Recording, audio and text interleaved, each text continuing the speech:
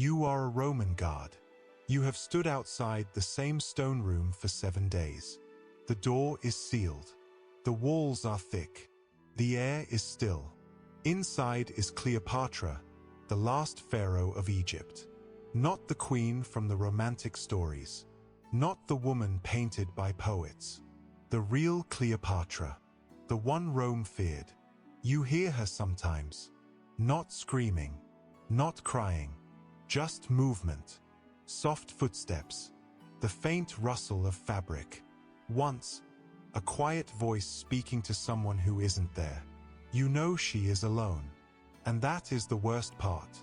Because Rome is not afraid of her body. Rome is afraid of her mind. The old story says she died by a snake in a basket of figs. That story is too simple, too clean, too comfortable. The truth is darker. Cleopatra was not allowed to die. Not at first. She was locked away, isolated, measured, watched. She was made to live inside a prison designed to strip her of every choice. Rome did not want her dead. Rome wanted her broken. And the final days were not about death. They were about control. You are standing outside that chamber. And the silence inside is not empty. It is full of a slow, patient violence. The kind that doesn't need swords. The kind that doesn't need blood. The kind that uses time. And now, after 7 days of waiting, you know the truth. Cleopatra is not trapped. She is being prepared. Stay with us till the end for valuable insights. Like, subscribe, and share to support the channel. Cleopatra was not imprisoned like a criminal. She was treated like a problem. The chamber was on the 2nd floor of the palace, built for a queen who had once ruled the richest kingdom in the world. But now the room was empty, cold, clean, purposeful. There was one door, heavy and sealed. There was one narrow window, too small for a person to escape through, but wide enough for light to enter and for sound to travel out. There was no furniture, no comfort, no softness. This room was not designed to punish her body. It was designed to punish her mind. Every day, Roman guards came to search her clothing. They checked her hair.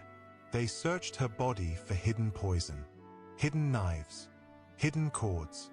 They took away everything that could be used to end her life. Not because Rome wanted to keep her alive, because Rome wanted to make sure she did not die in the way she wanted.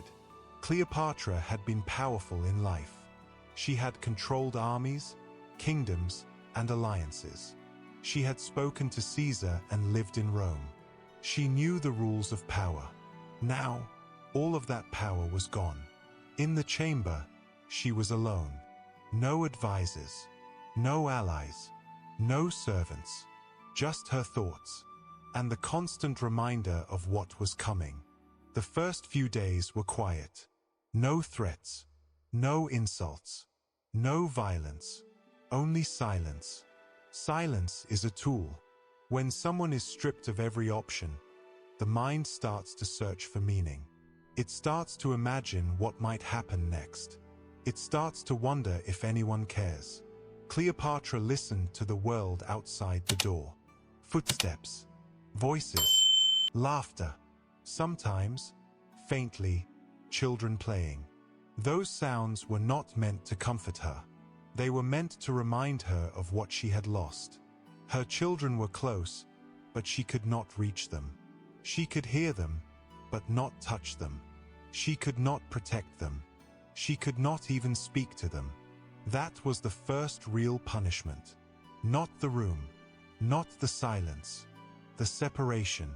Rome knew that Cleopatra's love for her children was stronger than her fear of death. So they used it. They did not threaten her with a sword. They threatened her with the possibility of losing everything she cared about. Cleopatra understood immediately what this meant. Rome was not simply imprisoning her. Rome was trying to break her. And the chamber was the machine. The guards did not need to strike her. They only needed to keep her trapped in that room long enough for the walls to become part of her mind. That was the plan. And it was working. Cleopatra was not just a prisoner. She was a subject of a carefully designed plan. Octavian did not rush her. He did not storm her room.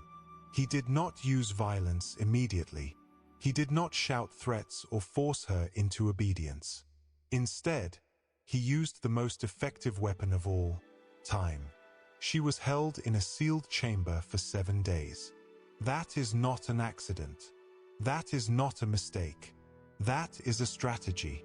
Cleopatra was not being tortured with pain. She was being tortured with waiting. Each day, the walls of the room became a reminder that she was alone. Each day, she was stripped of more control. Octavian's goal was not simply to keep her alive. His goal was to make her want to live. Because the one thing he needed from her was not her death. It was her submission. If she lived, she could be paraded through Rome. If she was paraded, Octavian's triumph would be complete. If the triumph succeeded, the Roman people would accept his victory as a foreign conquest rather than a civil war. That was the key. Octavian had just won a brutal civil war. Romans had killed Romans. He needed a story that made his victory acceptable. He needed an enemy that was not Roman. He needed Cleopatra. But Cleopatra was not a simple enemy. She was educated. She had lived in Rome. She spoke Latin. She had met senators and negotiated with powerful men. Romans knew she was not a barbarian. And that was the problem. To turn her into an enemy the public could hate, Octavian had to simplify her. He needed her to become a symbol, a foreign seductress, a corrupting queen, a dangerous woman who had threatened Rome. To do that, he needed her alive, and he needed her broken. So he did not break her with force. He broke her with structure. The room she was held in had no tools, no weapons, no poison, no rope. Even her clothing was searched daily. The guards checked her hair and her pockets. They searched for anything she could use to end her life. Because if she died too soon, Octavian would lose the spectacle. He needed time. And the more time she spent inside the chamber, the more the pressure increased. She could hear the palace around her. She could hear guards, voices, sometimes children playing. She did not know if those sounds were real. She did not know if she was being deceived. That uncertainty was part of the plan. Octavian was not only isolating her, he was controlling her perception of reality. This is how psychological warfare works. You do not need to strike a person. You simply need to remove their ability to understand what is happening. Cleopatra began to realize that she was not being punished. She was being conditioned. She was being made to accept the idea that she had no choice. That is when the real war began. On the 8th day, Octavian's plan moved from isolation to manipulation. The first phase was simple: remove her power. The second phase was more complex: reshape her choices. Cleopatra had been locked inside the chamber for 7 days. Her body was confined. Her mind was trapped. But Octavian knew something important. Cleopatra would not simply die out of despair. She would die if she believed that dying was the only way to protect her dignity. So Octavian needed to change her mind. He needed her to want to live. To do that, he used the one thing she could not ignore: her children. Cleopatra had 4 children. Caesarion, her son with Julius Caesar, was 17. Alexander Aelios and Cleopatra Selene, twins, were 10. Ptolemy Philadelphus, the youngest, was 6. Octavian separated them immediately after her capture. They were moved to different parts of the palace. Each child was placed under guard. Cleopatra was not allowed to see them. Not once. But she could hear them. That was intentional. The sounds of children, close enough to hear, far enough to not touch, were designed to cause a specific kind of pain. Not physical pain, psychological pain. Rome knew that Cleopatra's love for her children was stronger than her fear of humiliation. On the 9th day, a messenger arrived. Not the same messenger who had spoken to her before. This time, it was a man named Gaius Cornelius Gallus, a Roman soldier and diplomat. He delivered a message from Octavian. The message was clear. Your children are being treated well. Their future depends on your cooperation. That sentence was not a threat. It was a calculated choice.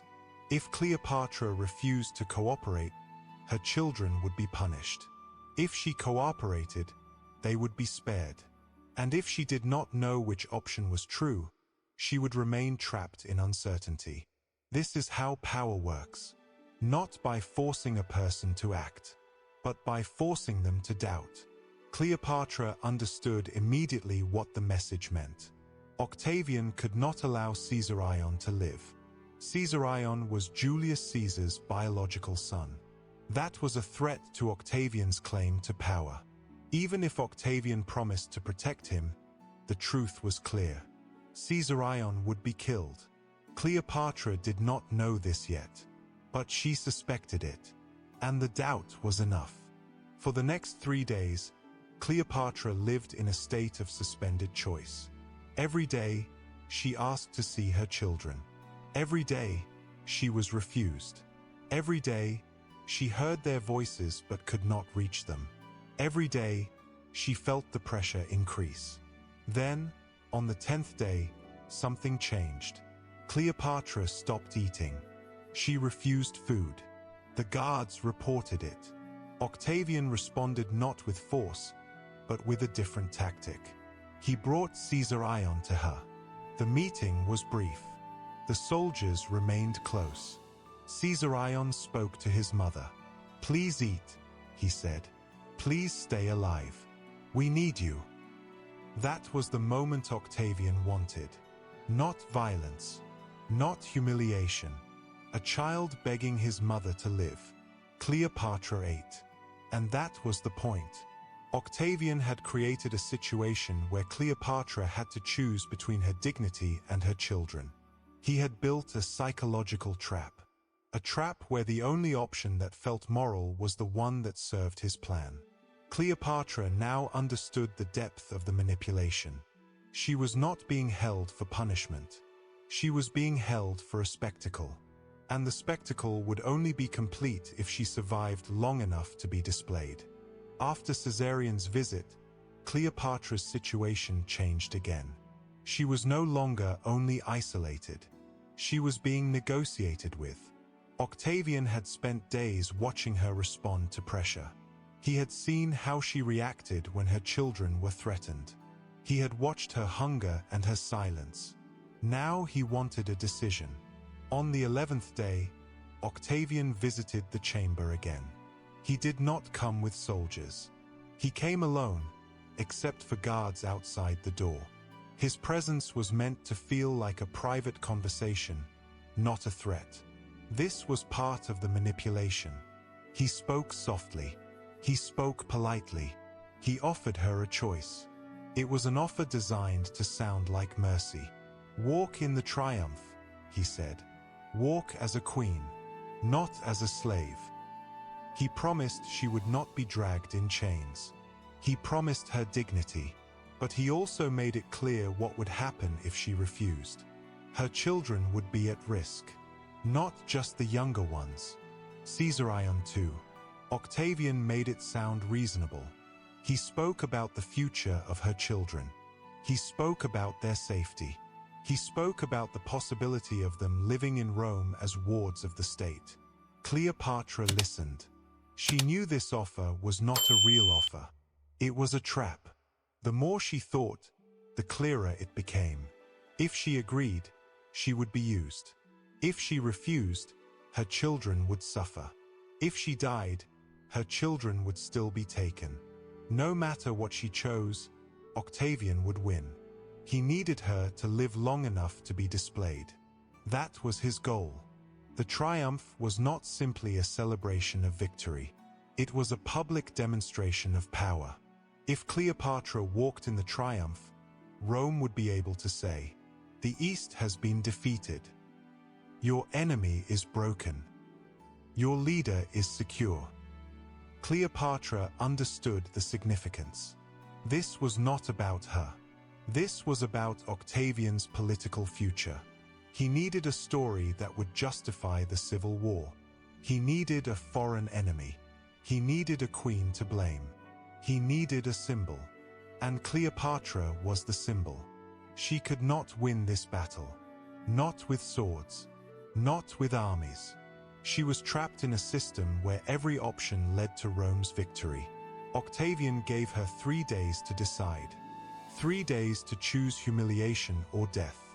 3 days to decide whether she would surrender her dignity for her children. Cleopatra was alone again. But this time, the silence had a new meaning. It was not just waiting. It was a countdown. The next day, she asked to visit Antony's tomb. It was the final request she would make. She said she wanted to honor him before leaving Egypt. Octavian allowed it. The guards watched her closely. They did not trust her, but they did not fear her. They believed she was already trapped. They believed she would comply. That belief was Octavian's greatest advantage. Cleopatra's visit to Antony's tomb was not simply a moment of grief. It was a moment of preparation. She knew she was being watched. She knew every move would be recorded by Roman guards. She knew her life was no longer her own. But she also knew something else. Octavian would not allow her to die on her own terms. He had prevented her from taking poison. He had searched her clothing daily. He had removed all tools that could be used to end her life. He had taken away her ability to act. She had been trapped in a system designed to stop her from choosing. So she did not rush. She did not panic. She planned. Cleopatra entered the tomb under guard.